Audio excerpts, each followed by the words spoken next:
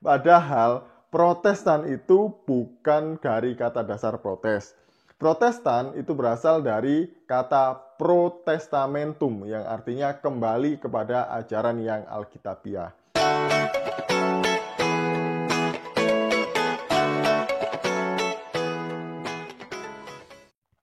Shalom saudaraku, berjumpa lagi dengan saya Didi Juli.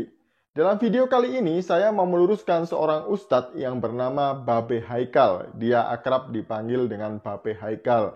Saya tidak tahu ya dia ini sebenarnya ustadz atau politikus. Di dalam ceramahnya dia mengatakan bahwa Protestan baru ada pada tahun 411 Masehi.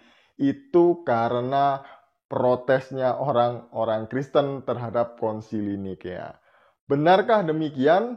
Sebelumnya, mari kita bersama-sama menyimak video berikut ini. Karena tahun 325 adalah tahun di mana Yesus diangkat sebagai Tuhan.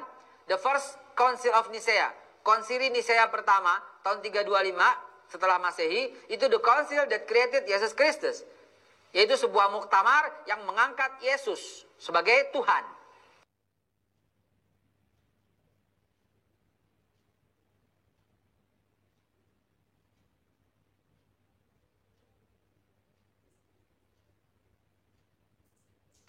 Sebagian orang yang masih punya pikiran berkata, kalau Yesus, kalau Tuhan baru ada tahun 325, maka siapa Tuhannya pada waktu tahun 100? Bahkan mundur siapa? Tuhannya Abraham.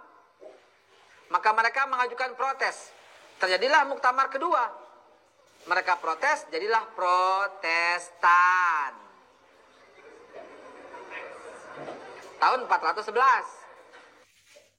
Sebenarnya kalau saya melihat videonya ini panjang sekali ya. Dia sedang membahas tentang Konsili Nikea dan kemudian nggak tahu gimana ceritanya kok sampai pada tahun 411 Masehi itu dia bilang itu adalah awal mula adanya Protestan karena hasil dari Konsili Nikea tadi yang mengangkat Yesus sebagai Tuhan. Menurut dia ini. Padahal Protestan itu bukan dari kata dasar protes. Protestan itu berasal dari kata protestamentum yang artinya kembali kepada ajaran yang alkitabiah.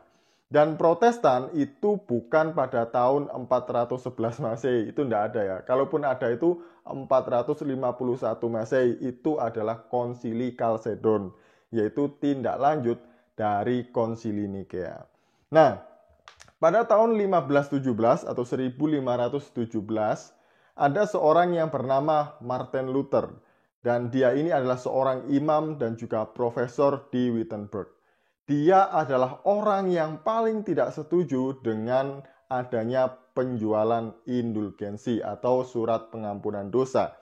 Yaitu surat yang dapat dibeli untuk mengampuni dosa-dosa orang mati atau keluarga yang sudah meninggal. Jadi supaya mereka terhindar dari penyucian api neraka, mereka bisa lepas dari penyucian api neraka dengan cara membeli surat pengampunan dosa atau indulgensi. Nah, waktu itu menjadi rusuh sekali atas apa yang dilakukan oleh Gereja Katolik Roma. Dan ini adalah masa-masa kelamnya gereja. Dan harus diakui memang bahwa gereja juga pernah melalui masa-masa ini dan tidak bisa kita pungkiri. Dan tidak hanya itu, gereja memang dipenuhi dengan korupsi dan penjualan jabatan di dalam gereja untuk kepentingan tertentu. Dan dari sinilah kegelisahan hati Martin Luther yang akhirnya dia sangat menentang dengan keras penjualan surat indulgensi ini. Karena keselamatan tidak dapat dibeli, tidak dapat dilakukan oleh perbuatan baik, tetapi keselamatan hanya diberikan cuma-cuma oleh Allah dan keselamatan hanya didapatkan melalui iman.